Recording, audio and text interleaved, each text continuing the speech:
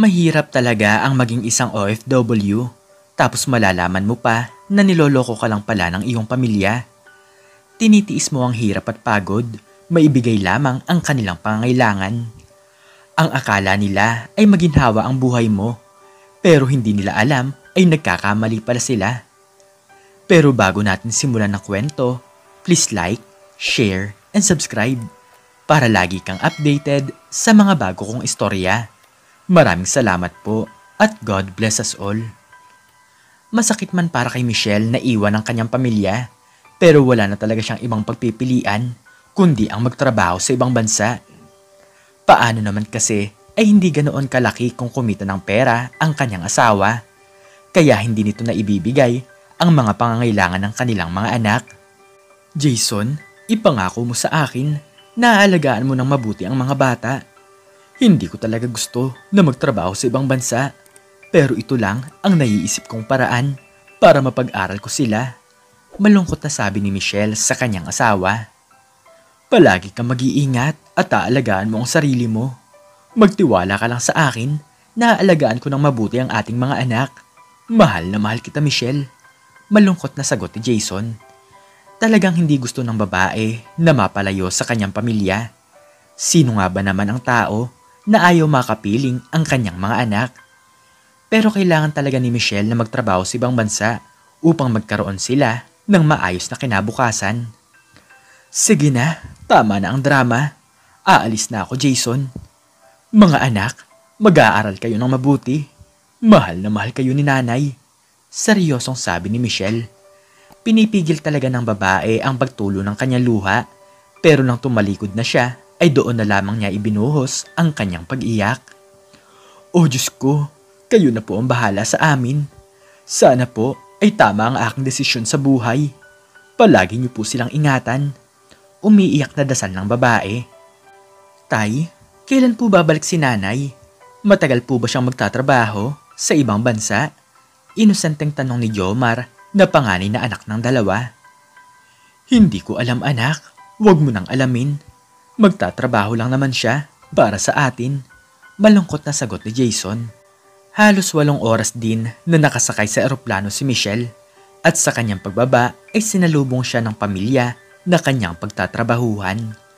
Mabuti na lamang at marunong magsalita ng Pilipino ang mga ito dahil dati silang nanirahan sa Pilipinas.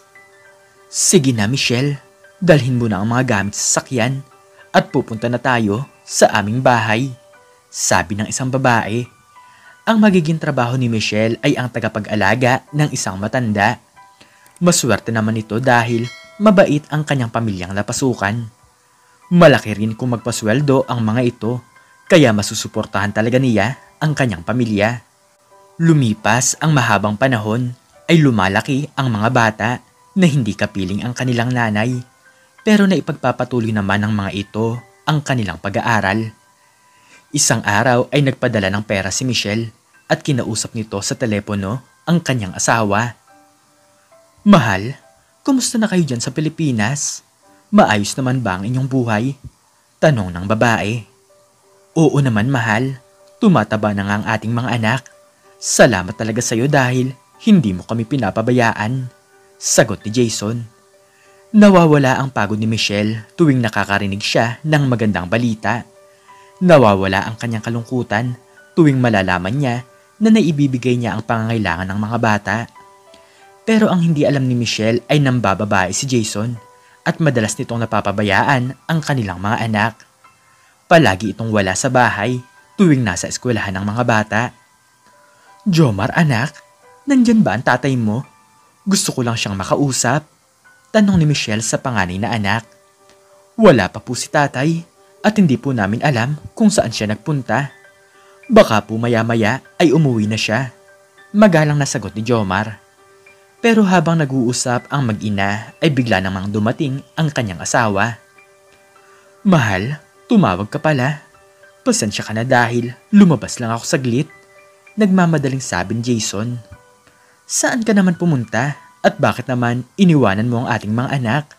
Nagtatakang tanong ni Michelle.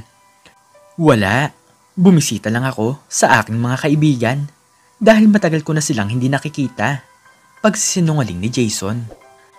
Sa kabila ng paghihirap at pagsasakripisyo ni Michelle sa ibang bansa, ay may hindi pala magandang ginagawa ang kanyang asawa.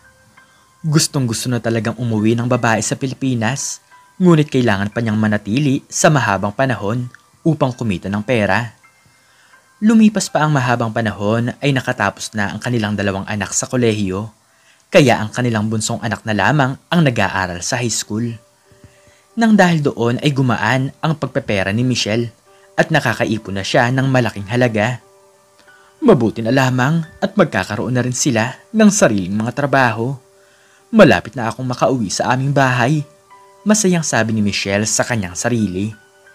Pero isang araw ay biglang tumawag ang kanyang asawa. Hindi niya inaasahan na may darating pala sa kanila na isang mabigat na problema. Jason, bakit naman bigla kang napatawag? Kailangan niyo ba ng pera? Nagtatakang tanong ni Michelle. Saglit ay hindi makasagot ang lalaki dahil baka mag-alala ang kanyang asawa. Pero napilitan si Jason na sabihin ang bagay na ito dahil kailangan talaga niya ng pera. Nakakahiyaman, Michelle, pero kailangan ko ng malaking halaga ng pera. Naaksidente sa motor ang ating pangalawang anak na si Lester dahil nakainom siya. Nanginginig na sabi ni Jason. Ano? Magkano ba ang kailangan nyo? Kumusta na ba ang ating anak? Maayos ba ang kanyang kalagayan? Umiiyak na tanong ni Michelle. Kailangan ko ng ₱250,000 dahil kailangan niyang operahan. Hindi ko na talaga malaman pa kung ano ang gagawin ko. Sagot ni Jason. Nang dahil doon ay agad naubos ang pera na inipon ng babae.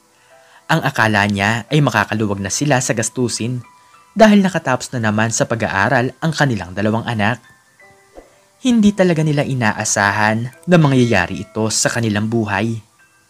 Lumipas ang ilang buwan ay sa awa ng Diyos, ligtas naman ang buhay ng kanilang anak na si Lester. Pero hindi rin ito naging madali sa binata dahil ayaw na nito na magtrabaho sa labas.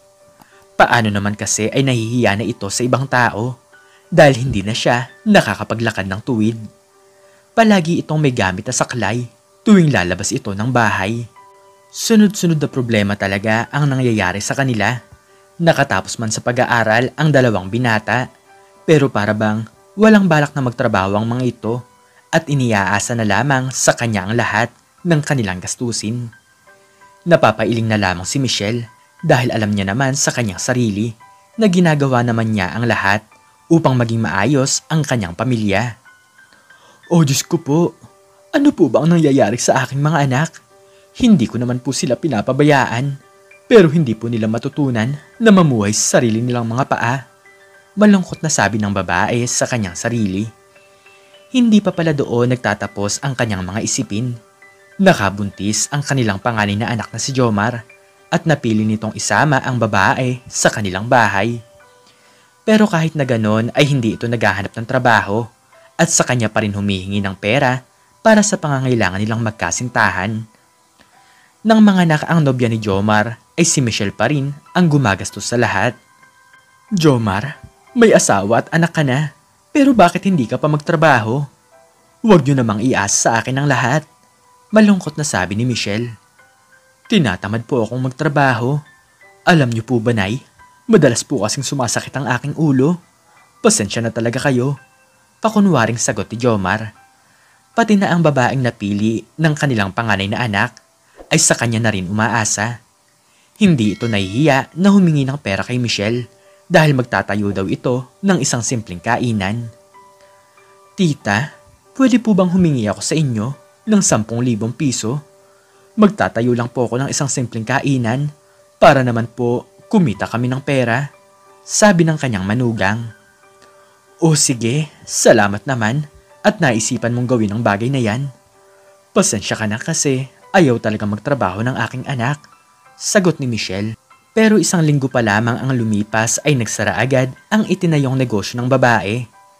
Ginagastos lang kasi nila ang pera sa mga walang kwentang bagay at ipinambibili rin ng kung ano-ano ang kanilang kinikita. Malas na nga sa pamilya si Michelle, ngunit naging malas rin ito sa kanyang manugang. Lumipas sa mga panahon ay si Michelle pa rin ang inaasahan ng kanyang anak sa pambili ng diaper at gatas ng kanyang apo. Hindi naman makatiis si Michelle na tulungan ng kanyang anak dahil magugutom naman ang kanyang nag-iisang apo. Hindi ko na talaga malaman pa kung ano ang aking gagawin. Hindi ko naman sila matiis tuwing manghihingi sila ng tulong sa akin. Natatakot ako na hindi sila tulungan dahil baka sa bandang huli ay ako pa ang magsisi. Napapailing na sabi ni Michelle. Nalaman pa ng babae na nauubos na pala ang kanilang mga gamit sa bahay. Isang sikreto ang nalaman nito matapos niyang makausap ang kanyang kaibigan. Hello, Michelle? Huwag ka nang magpapadala ng pera sa asawa mo dahil nahuli namin siya na may kasamang iba. Sa ibang bahay na siya natutulog kasamang ibang babae. Huwag ka sanang magagalit sa akin kung sinasabi ko sa'yo ang tungkol sa bagay na to, sabi ng babae sa telepono. Maraming salamat naman at ipinaalam mo ito sa akin. Kasalanan ko rin naman ang lahat dahil hindi na ako nakakauwi sa Pilipinas. Puro na lang ako trabaho para mabuhay ng maayos ang aking pamilya. Malungkot na sagot ni Michelle. Dito nalaman ng babae na hindi na pala sa kanila namamalagi ang kanyang asawa. Nakatira na ito sa ibang bahay at meron pala itong isang kabit. Iniisip ni Michelle na hindi naging maganda ang pagtatrabaho niya sa ibang bansa at sinisisi niya ang kanyang sarili kung bakit ito nangyari sa kanyang pamilya. Michelle, bakit ka naman umiiyak? May problema ka ba? Tanong ng matanda na inaalagaan ng babae. Naku, wala po, Nay. Namimiss ko lang po ang aking pamilya. Gusto niyo na po bang kumain ng hapunan? Pakunwaring sagot ni Michelle. Hindi ka nagsasabi sa akin ng totoo. Nararamdaman ko na mayroon kang problema. Sabihin mo lang sa akin at baka matulungan kita. Malambing na sabi ng matanda. Niyakap na lamang ni Michelle ang kanyang inaalagaan. Napapagaan kasi talaga nito ang kanyang nararamdaman sa tuwing kinakausap niya ang matanda. Para bang isang anak na ang turing nito sa kanya dahil matagal na talaga silang magkasama. Isang araw ay mas lalo pang naging madalas ang paghingi ng pera ng kanyang mga anak. Nakatapos na rin naman sa pag-aaral ang kanyang bunsong anak. Ngunit katulad rin ito ng kanyang mga kapatid. Nay, wala na po kaming makain. Nakakahiyaman po pero kailangan na po talaga namin ng pera. Sinungaling na sabi ni Jomar. Ganun ba anak? Wala ka pa rin bang balak na maghanap ng trabaho? Tumatanda ka na anak at may sarili ka ng pamilya. Dapat ay matuto ka na kumilos sa sarili mong mga paa. Sagot ni Michelle. Nang dahil doon ay hindi nakasagot ang lalaki at nag-iisip ulit ito ng isasagot sa kanyang nanay. Naghahanap naman po ako ng trabaho pero hindi ko po maiwanan ang aking mag-ina. Huwag na po kayong mag-alala dahil kung minsan naman po ay dumidiskarte ako ng pera. Pakunwaring sagot ni Jomar. Kahit na ang kanyang pangalawang anak na si Lester ay palaging humihingi ng pera sa kanya, natututong magsinungaling ang mga ito upang makabili ng kanilang mga luho. Ang bunsong anak naman na si Charlie ay walang ibang ginawa sa buhay kundi ang makipagbarkada. Madalas na nga itong natutulog sa ibang bahay kaya wala nang balita dito ang kanyang dalawang kuya. Pero ang perang hinihingi ni Jomar kay Michelle ay hindi pala nito ipinambibili ng pagkain. Magpapainom pala ito sa kanyang mga kaibigan at magyayabang lang pala ito sa ibang mga tao. Ang swerte mo talaga paring Jomar. Sarap buhay ka lang dahil may nagbibigay sa iyo ng pera. Nakangiting sabi ng kaibigan ng lalaki. Aba, oo naman. Malaki kasi kung kumita ng pera ang aking ina. Natatawang sagot ni Jomar. Lumipas pa ang mahabang panahon ay sa ibang bansa na inabot si Michelle ng kanyang pagiging isang senior citizen. Siya na dapat ang inaalagaan pero patuloy siya nag-aalaga ng isang matanda para lamang kumita ng pera. Matagal man siyang nagtatrabaho sa ibang bansa pero wala man lang siyang naipon kahit na isang maliit na halaga. Nagagalit pa ang kanyang mga anak sa tuwing hindi siya nagpapadala ng pera. Para bang responsibilidad pa rin siya na buhayin ng mga ito kahit na pagtapos na niya ang kanyang 3 anak sa kanilang pag-aaral. Bilang isang ina naman ay hindi talaga matiis ni Michelle ang kanyang mga anak. Hindi na niya iniisip ang kanyang asawa dahil alam niya naman sa kanyang sarili na masaya na ito sa piling ng iba. Wala na siyang ibang hinangad pa sa kanyang buhay, kundi ang maging masaya ang kanyang pamilya. Isang araw ay pumanaw na ang matandang inaalagaan ni Michelle, kaya malapit na siyang makauwi sa sariling bansa. Malungkot man siya sa pagkawala ng kanyang inaalagaang matanda, pero gusto na rin naman niyang makita ang kanyang mga anak. Halong lungkot at saya ang kanyang nararamdaman sa mga oras na nakasakay na siya sa loob ng eroplano. Makikita na niya ang kanyang 3 anak, pero hindi niya maisip kung anong buhay ang kanyang masasaksihan. Nay, hindi niyo naman sinabi sa amin na uuwi na po pala kayo. Sana po ay nakapagluto kami ng pagkain. Gulat na sabi ni Jomar sa kanyang ina. Kitang-kita ng 3 magkakapatid na bagsak ang katawan ng kanilang nanay. Ang akala kasi nila ay masarap ang buhay nito sa ibang bansa dahil malaki ito kung kumita ng pera. Walang kahit na anong pasalubong si Michelle sa kanyang pamilya kasi naubos lang ito nang dahil sa palagi niyang pagpapadala. Naabutan ni Michelle na nagiinuman ang kanyang 3 anak, kasama pa ang iba nilang mga kaibigan. Ganito pala ang ginagawa niyo sa mga ipinapadala kong pera. Bakit niyo naman nagawa sa akin ang bagay na ito? Natiis ko ang inyong tatay, pero hindi ko kayo natiis. Hindi niyo man lang ba iniisip ang aking kalagayan? Lumuluhang sabi ng babae. Wala palang ibang ginawa ang kanyang mga anak kundi ang magbisyo. Mga pasarap buhay lang ang mga ito at palaging nakatambay. Sa haba ng kanyang pagtatrabaho sa ibang bansa ay hindi man lang naipaayos ng kanyang mga anak ang kanilang sariling bahay. Para bang walang nangyari sa kanyang mga pinaghirapan at ang lahat ng ito ay napunta lamang sa wala. Nay naman, kung hindi nyo lang sana kami iniwan, edi sana ay buo pa rin ang ating pamilya. Kayo ang may kasalanan ng lahat ng ito. Kayo rin ang may kasalanan kung bakit naghanap ng ibang babae si tatay. Walang galang na sagot ni Jomar. Ano? Ako pa ang may kasalanan ng lahat? Ginawa ko naman ang lahat ng aking makakaya. Tingnan nyo naman, nakatapos kayo sa inyong pag-aaral. Pero anong ginawa nyo? Kahit isang beses nga, ay hindi man lang kayo nakapagtrabaho. Galit na sagot ni Michelle. Dito naramdaman ng babae na walang ginawa ang kanyang mga anak, kundi ang umasa na lamang sa kanya. Sa galit ng matandang babae ay umalis ito sa kanilang bahay at nanirahan ito sa ibang lugar dahil nalaman niya na maayos naman pala ang kalusugan ng 3 binata. Nang dahil doon ay wala nang inaasahan ang 3 lalaki. Hindi na sila binibigyan ng pera ng kanilang ina. Wala na rin naman kasing trabaho si Michelle at pinili na lamang nito ang magpahinga. Isang araw ay naramdaman ng magkakapatid ang sobrang pagkagutom. Wala na rin kakainin ang anak ni Jomar, kaya muntik pa silang maghiwalay ng kanyang asawa. Nang dahil doon, ay dito nalaman ng magkakapatid ang kahalagahan ng kanilang nanay. Mahirap pala ang buhay kapag hindi nagbibigay ng pera ang kanilang ina. Napilitan silang maghanap ng trabaho upang makabili ng pagkain sa pangaraw-araw. Isang araw ay umuwi si Michelle sa kanilang bahay dahil nalaman ng matanda na mayroon ng trabaho ang kanyang mga anak. Nay, patawarin niyo po kami sa aming nagawa. Kami po talaga ang may kasalanan ng lahat. Hayaan niyo po na bumawi kami sa inyo. Malungkot na sabi ni Jomar. Nananatili silang mahirap, ngunit natuto naman ang kanyang mga anak. Sila naman ang bumabawi sa kanilang nanay at hinayaan na lamang nila ito na magpahinga.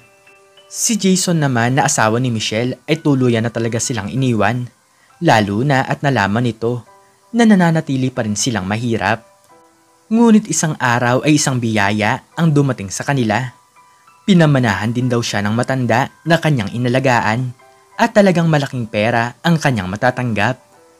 Nalaman din ito ng kanyang 3 anak pero nagulat na lamang si Michelle nang sabihin ng mga ito na hindi na nila kailangang umasa sa kanyang pera.